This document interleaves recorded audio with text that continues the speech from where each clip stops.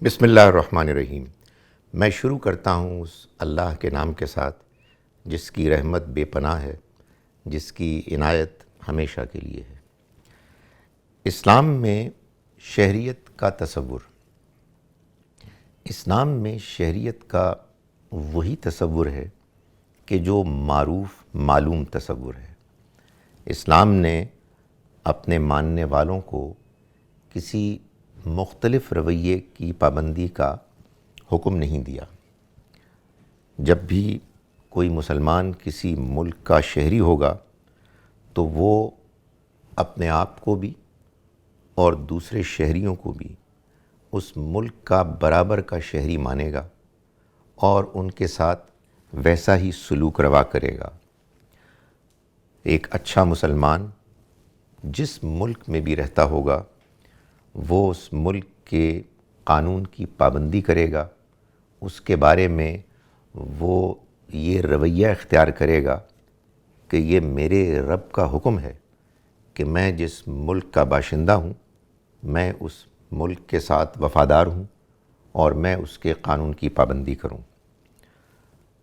ایک مسلمان دوسروں کے مال، ان کی جان اور ان کے آبرو کے بارے میں حساس ہوگا۔ ان کی حفاظت وہ اپنے لیے ایسے ہی ذمہ داری کے طور پر اختیار کرے گا جیسے کہ وہ اپنی اور اپنے گھر والوں کی مال، جان اور آبرو کی حفاظت کا ذمہ دار ہوگا۔ ایک مسلمان جب کسی ملک کا شہری ہوگا تو وہ جمہوری رویہ اختیار کرے گا۔ وہ خود بھی اپنی بات کو معقولیت کے ساتھ بیان کرے گا،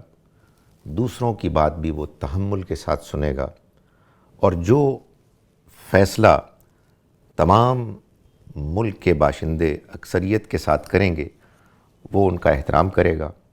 اور ان فیصلوں کے مقابلے میں اگر اس کی رائے مختلف ہوگی تو اپنی رائے کا اظہار کرے گا۔ رائے اور عمل کی آزادی وہ اپنے آپ کے لیے بھی مانگے گا اور دوسروں کو بھی اس کا حق دے گا۔ ہر انسان کو وہ خواہ کسی مذہب سے تعلق رکھتا ہو، خواہ اس کی کوئی رنگت ہو، اس کی کوئی نسل ہو، وہ کوئی زبان بولتا ہو، ایک مسلمان، اچھا مسلمان اس بات کا پابند ہے کہ وہ جس ملک کا شہری ہے اس میں وہ دوسروں کو وہی اختیار دے کہ جو اختیار وہ دوسروں سے اپنے لیے مانگتا ہے۔ یہ میں نے آپ کے سامنے ایک نقشہ پیش کیا ہے، اوور ویو، کہ ایک مسلمان جب کسی ملک کا شہری ہوگا تو اس کا رویہ کیا ہوگا۔ ظاہر ہے آپ مجھ سے یہ پوچھ سکتے ہیں کہ یہ ساری باتیں آپ کس دینی بنیاد پر کر رہے ہیں، تو میں اب آپ کے سامنے قرآن مجید کی روشنی میں وہ دینی دلائل بیان کر رہا ہوں کہ جو میرے اس پورے نقشے کی تائید کرتے ہیں۔ قرآن مجید میں سورہ حجرات، سورہ نمبر 49 کی آیت نمبر 13 میں اللہ تعالیٰ کا ارشاد ہے، یا ایھا الناس انا خلقناکم من ذکر و انثیٰ، اے انسانوں ہم نے تمہیں ایک مرد اور ایک عورت سے پیدا کیا، وجعلناکم شعوبا و قبائل، اور ہم نے تم کو قوموں اور قبیلوں میں بانٹ دیا، لتعارفوا، تاکہ تم ایک دوسرے سے تعارف حاصل کر سکو، ان اکرمکم عند اللہ اتقاکم، اللہ کے نزدیک تم میں سے سب سے زیادہ محترم وہ ہے کہ جو سب سے زیادہ پرہیزگار ہے، سب سے زیادہ خدا خوفی رکھنے والا ہے، اور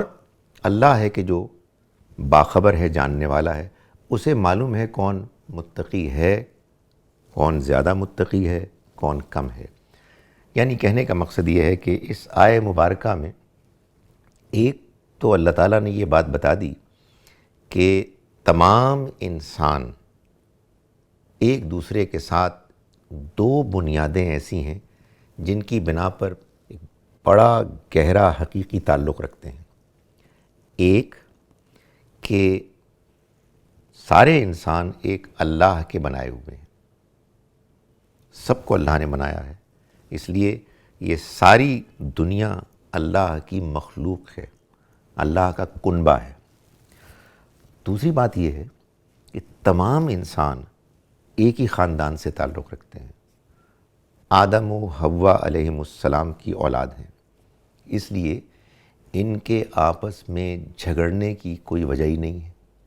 ان کے آپس میں ایک دوسرے سے نفرت کرنے کی کوئی بنیاد ہی نہیں ہے۔ جب سارے ایک ہی خاندان سے تعلق رکھتے ہیں، جب سب کو ایک ہی خدا نے بنایا ہے، تو پھر آخر جھگڑا کس بنیاد پر؟ شاید اس بنیاد پر ہو سکتا ہے کہ میں کہوں کہ میں آپ سے بہتر ہوں۔ قرآن نے بتا دیا کہ یہ تو اصل میں اللہ کے نزدیک اس بنیاد پر کہا جا سکتا ہے کہ کون زیادہ اللہ سے ڈرنے والا، پرہیزگار، شریف، دوسروں کا خیال رکھنے والا ہے۔ اور یہ وہ چیز ہے کہ جو انسان کے اندر ہوتی ہے، خدا خوفی، اور اندر کی خدا خوفی کو سوائے خدا کے کوئی اور جانتا ہی نہیں ہے۔ اس لیے یہ بات ایک بیکار بات ہے، اس کو ختم کر دینا چاہیے کہ ہم ایک دوسرے سے بہتر اور سپیریئر ہونے کا دعویٰ کریں۔ دوسری بنیاد جو میری اس انڈرسٹینڈنگ کو سپورٹ کرتی ہے، وہ قرآن مجید کی بہت سی آیات ہیں، میں ان میں سے ایک آیت کو پیش کر رہا ہوں۔ سورہ مائدہ ہے، سورہ نمبر 5، اس کی آیت نمبر 1، یعنی سورہ مبارکہ کا آغاز اس طرح سے ہوتا ہے کہ اللہ تعالیٰ فرما رہے ہیں کہ یا ایھا الذین آمنوا، ایمان والو، اوفوا بالعقود، تم اپنے معاہدوں کی پابندی کرو، وعدوں کو پورا کرو۔ جب ہم کسی ملک کے شہری بنتے ہیں تو ہم اصل میں اس ملک کے ساتھ، اس کے نظام کے ساتھ، اس کے آئین کے ساتھ ایک وعدہ کرتے ہیں کہ ہم ایک وفادار شہری بن کے رہیں گے، ہم قانون کی پابندی کریں گے، اور یہ قرآن مجید کے بیان کے مطابق اور احادیث میں جو قرآن کے اس بیان کی وضاحت میں باتیں بیان ہوئی ہیں اس کے مطابق ہم پابند ہیں کہ ہم جو وعدہ کریں اس وعدے کو پورا کریں۔ نبی اکرم صلی اللہ علیہ وسلم نے فرمایا کہ لا دین لمن لا عہد لہ، جو اپنے عہد کو، وعدے کو پورا نہیں کرتا، اس کا کوئی دین نہیں ہے۔ کوئی شخص اپنے آپ کو کتنا بڑا دیندار سمجھتا ہو، لوگوں سے منواتا ہو، لیکن اگر اس نے کسی ملک میں رہتے ہوئے اس کے شہری کی حیثیت سے زندگی گزارتے ہوئے اس کے قوانین کی نافرمانیاں اور خلاف ورزیاں شروع کیں اور اسے اس پر کوئی شرمندگی بھی نہیں ہوتی، تو پھر وہ سب کچھ ہو سکتا ہے، دیندار نہیں ہو سکتا۔ اس لیے کہ اگر کوئی شخص دیندار ہے تو وہ اپنے معاہدوں کا پابند ہوتا ہے۔ قرآن مجید نے اس معاملے میں اتنی زیادہ سختی کی ہے کہ ایک دور میں جب مسلمان ستائے جا رہے تھے اور مدینہ منورہ میں مسلمانوں کی ایک حیثیت بن گئی تھی، ان کے پاس ایک ملٹری پاور تھی، اللہ تعالیٰ نے مسلمانوں کو حکم دیا کہ اگر تم سے وہ مسلمان کے جو مدینہ منورہ سے باہر ہیں ستائے جانے کے نتیجے میں مدد مانگتے ہیں تو تم پر لازم ہے کہ تم ان کی مدد کرو، مگر فرمایا سوائے ان کے کہ جن کے اور تمہارے درمیان معاہدہ ہے۔ یعنی اگر کسی قبیلے کے ساتھ تمہارا معاہدہ ہے کہ تم ان کے ساتھ جنگ نہیں کرو گے، اور وہاں سے تمہیں کچھ مسلمان کہتے ہیں کہ تم آؤ اور ہماری مدد کرو، تو تم ان کی مدد نہیں کرو گے۔ اللہ کے ہاں معاہدے، وعدے کی پابندی کی یہ حیثیت ہے۔ چنانچہ میں بڑے واضح طریقے سے یہ کہہ رہا ہوں کہ اگر کوئی شخص مسلمان ہے اور وہ کسی ملک کا شہری ہے، یعنی اس ملک میں رہتے ہوئے اس نے اس ملک کے قانون کی پابندی کا وعدہ کیا ہے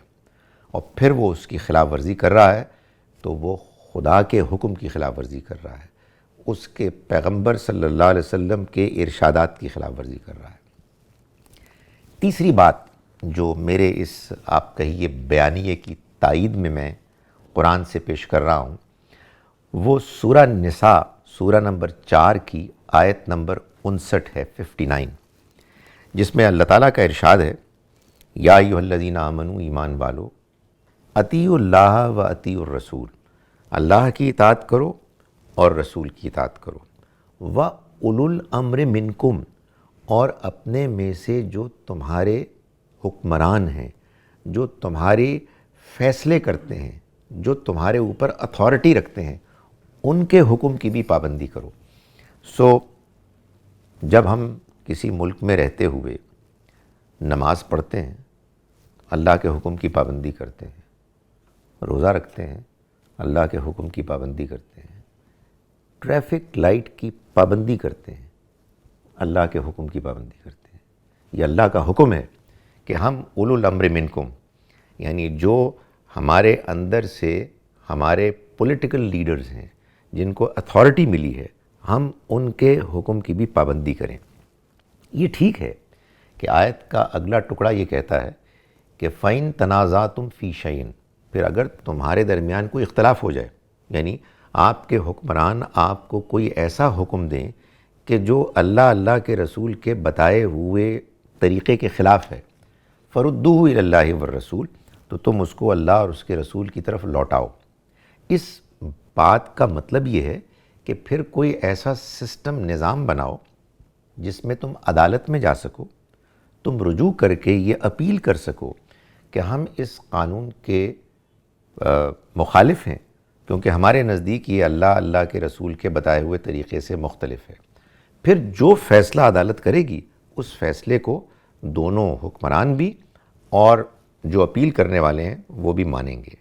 یہ نظام بتایا ہے اللہ تعالیٰ نے کہ جس کا پابند ہر مسلمان ہے۔ اس کے علاوہ اللہ تعالیٰ نے یہ بات بھی بیان کی ہے کہ مسلمان اس بات کا اللہ کے قانون کی روشنی میں پابند ہے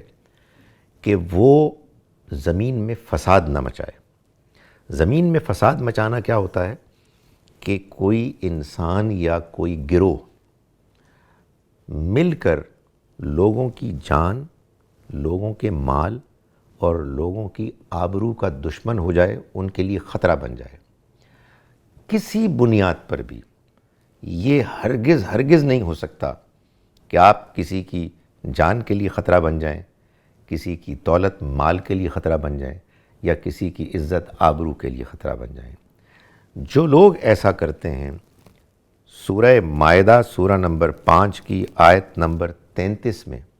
اللہ تعالیٰ نے ایسے لوگوں کے بارے میں شدید ترین سزائیں بیان کی ہیں۔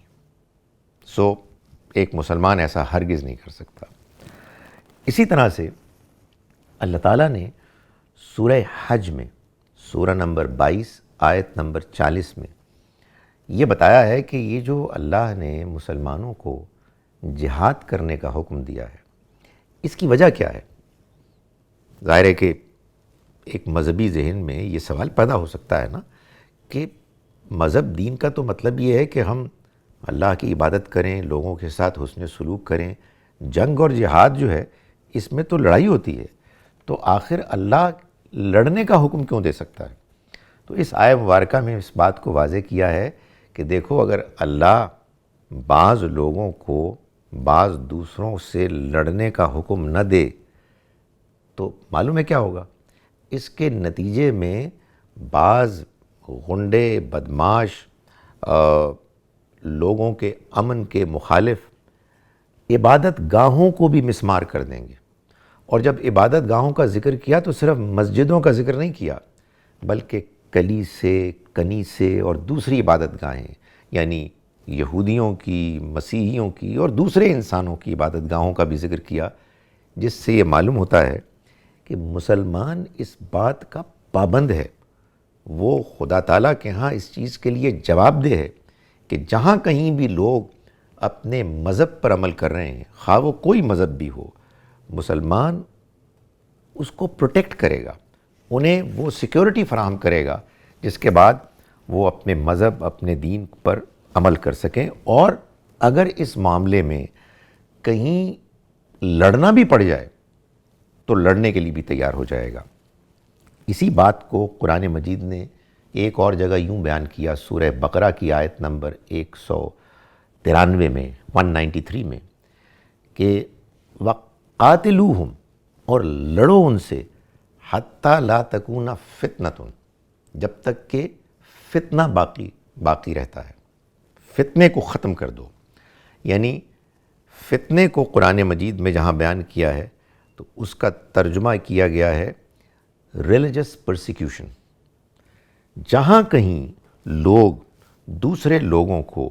اپنے مذہب کو ماننے اور عمل کرنے سے روک رہے ہیں، ان کو ستا رہے ہیں، تو قرآن کے بیان کے مطابق وہ فتنہ ہے، اور اللہ تعالیٰ نے یہ حکم دیا ہے کہ دنیا سے فتنے فساد کو ختم کر دیا جائے۔ یہ دنیا اللہ نے بنائی ہے لوگوں کی آزمائش کے لیے، اس میں اس نے لوگوں کو آزادی دی ہے، لوگوں کو اختیار دیا ہے کہ وہ اپنی آزادانہ مرضی سے فیصلہ کریں کہ انہوں نے کس مذہب کو ماننا ہے، کس مذہب پر عمل کرنا ہے۔ اس پر کوئی کسی کے اوپر کوئی پابندی عائد نہیں کر سکتا۔ اگر کوئی کرتا ہے تو وہ فتنہ فساد پھیلا رہا ہے، اور اللہ نے مسلمانوں کو حکم دیا ہے کہ ایسے لوگوں کے ساتھ ان کے خلاف جہاد کیا جائے۔ اب میں آخر میں اپنی اس بات کے بارے میں جو بعض مسلمان اعتراضات کرتے ہیں، ان میں سے کچھ اہم اعتراضات کے جواب دے رہا ہوں۔ ایک بات میری اس پریزنٹیشن کے خلاف یہ کہی جا سکتی ہے کہ قرآن مجید میں تو یہ بات بیان ہوئی ہے کہ جو لوگ اللہ اور اس کے رسول کی اطاعت سے انکار کریں گے وہی لوگ کافر ہیں۔ آپ تو یہ درس دے رہے ہیں کہ لوگ برطانیہ، امریکہ میں جا کے رہیں اور ان کے اس قانون پر عمل کریں کہ جو قانون اللہ اور اللہ کے رسول کے بتائے ہوئے قانون سے مختلف اور مخالف ہے۔ گزارش یہ ہے کہ جو بات سورہ مائدہ کی آیت نمبر 44 میں بیان کی گئی ہے، وہ بات یہ ہے کہ جو اللہ اور اس کے رسول کے بتائے ہوئے قانون پر عمل کرنے سے انکار کر دے اور یہ کہے کہ نہ میں اس کو مانتا ہوں اور نہ میں اس پر عمل کرتا ہوں، وہ ہے کہ جو اللہ کے دین کی مخالفت کر رہا ہے۔ آپ اگر برطانیہ میں جاتے ہیں یا امریکہ میں جاتے ہیں تو وہ لوگ تو ابھی آپ کے دین کو سمجھے ہی نہیں ہیں، ان کو تو آپ نے متعارف ہی نہیں کرایا ہے، تو وہ کیوں پابند ہوں گے آپ کے بتائے ہوئے قانون کے مطابق؟ آپ کو لگتا ہے کہ آپ کا دین سچا دین ہے، ہمارا ایمان ہے کہ وہ سچا دین ہے، تو پھر میں اور آپ پابند ہیں کہ اگر ہم یہ فیصلہ کرتے ہیں کہ ہم کسی دوسرے ملک میں جا کے رہیں، یہ فیصلہ آپ کا فیصلہ ہے۔ امریکہ، برطانیہ، یورپ، آسٹریلیا وغیرہ نے آپ کو مجبور نہیں کیا، آپ وہاں نہ جائیں، آپ اپنے ملک میں رہیں اور یہاں آپ جس قانون کو صحیح سمجھتے ہیں اس کو اختیار کریں۔ لیکن جب آپ کسی دوسرے ملک میں جاتے ہیں اور اس کا شہری بنتے ہیں تو آپ اس کے قانون کے پابند ہیں۔ آپ یہ محسوس کرتے ہیں کہ وہ قانون آپ کے خیال میں درست نہیں ہے، تو آپ پھر اس کے بارے میں لوگوں کو ایجوکیٹ کریں، لوگوں کو دلائل دیں، ان کے سامنے آپ اپنا نقطہ نظر رکھیں۔ آپ کے اندر ہمت ہے، ایک پولیٹیکل پارٹی بنائیں، اس کے ذریعے سے لوگوں کو قائل کریں۔ مگر یہ نہیں ہو سکتا، میں دین کی روشنی میں کہہ رہا ہوں، کہ آپ کسی ملک میں جائیں اور اس کے شہری بنیں اور آپ کہیں جی کہ مجھے آپ کا قانون، آپ کا آئین قابل قبول نہیں ہے، اس لیے کہ یہ اللہ اور اس کے رسول کے بتائے ہوئے قانون سے متصادم اور مخالف ہے، اس سے ٹکراتا ہے، تو اس لیے میں نہیں مانتا۔ نہیں، میں یہ پہلے بتا چکا ہوں کہ ہم اپنے معاہدوں کے پابند ہیں۔ اگر ہم کو یہ محسوس ہوتا ہے کہ جس معاشرے میں ہم رہ رہے ہیں وہاں ہمارے دین سے مختلف کوئی نقطہ نظر ہے کہ جس کو کہ قانون کی شکل مل گئی ہے، تو ہمیں اپنے اختیار کو استعمال کرنا چاہیے اور لوگوں کو دلائل کے ساتھ سمجھانا چاہیے، ان کے سوالات کے جوابات دینے چاہیے،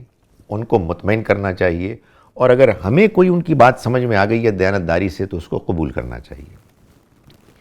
میری بات پر ایک اور اعتراض یہ بھی کیا جا سکتا ہے کہ قرآن مجید نے تو سورہ توبہ میں سورہ نمبر 9 کی آیت نمبر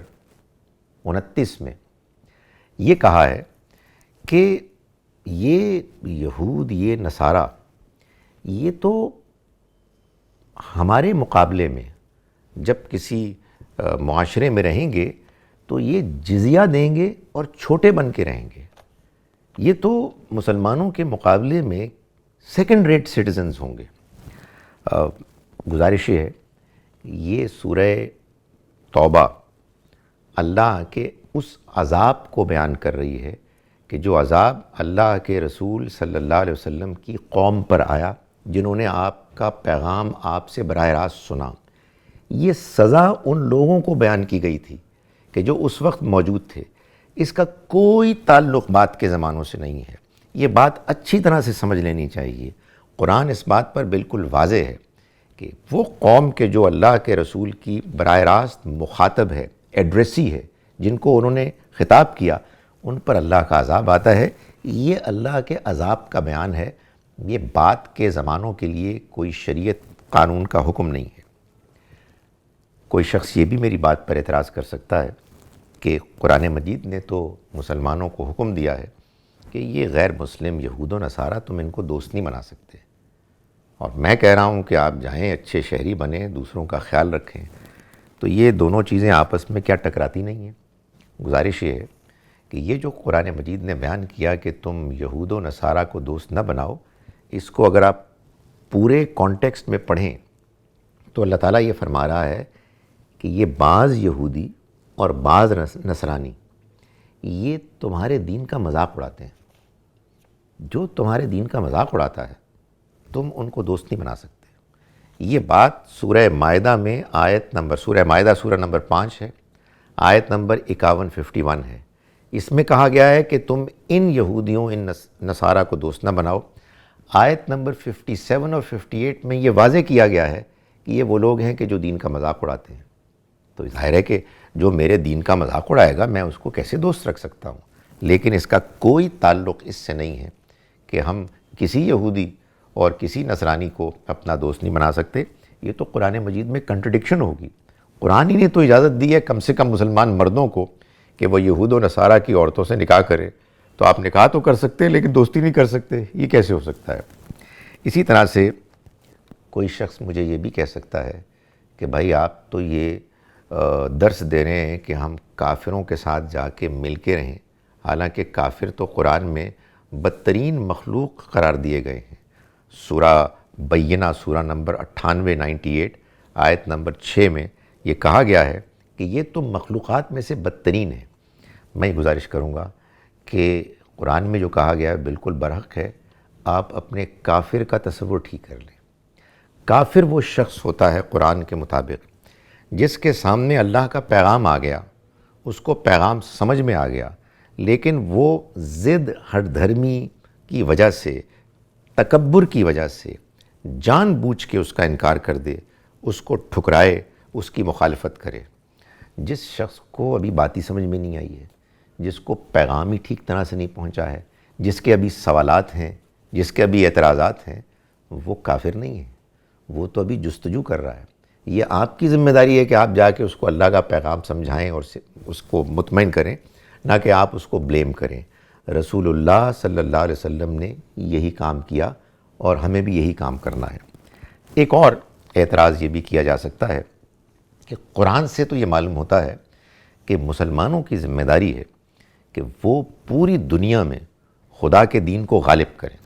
چنانچہ سورہ صف سورہ نمبر 61 کی آیت نمبر 9 میں یہ کہا گیا ہے کہ اللہ نے اپنے رسول کو بھیجا ہدایت اور دین حق کے ساتھ تاکہ وہ اس کو غالب کر دے تمام دوسرے ادیان پر، چاہے یہ مشرک اس کو کتنا ہی ناپسند کیوں نہ کریں. اس کا جواب یہ ہے کہ بات اچھی طرح سے سمجھ لیں کہ یہ اللہ تعالیٰ کا بیان رسول اللہ صلی اللہ علیہ وسلم کے ان امیجیٹ ایڈریسیز، مخاطبین کے بارے میں ہے جن کی طرف آپ رسول بنا کر بھیجے گئے تھے، جن کے بارے میں اللہ کا یہ فیصلہ تھا کہ جب اللہ کے رسول کسی علاقے میں اللہ کا پیغام پیش کریں گے اور قوم مخالفت کرے گی تو ان کی مخالفت کے نتیجے میں اس قوم پر اللہ کا عذاب آئے گا اور وہ دین جو وہ لے کے آئے ہیں اس علاقے پہ غالب کر دیا جائے گا. اس کا کوئی تعلق باقی ساری دنیا کے ساتھ نہیں ہے کہ اس دین کو باقاعدہ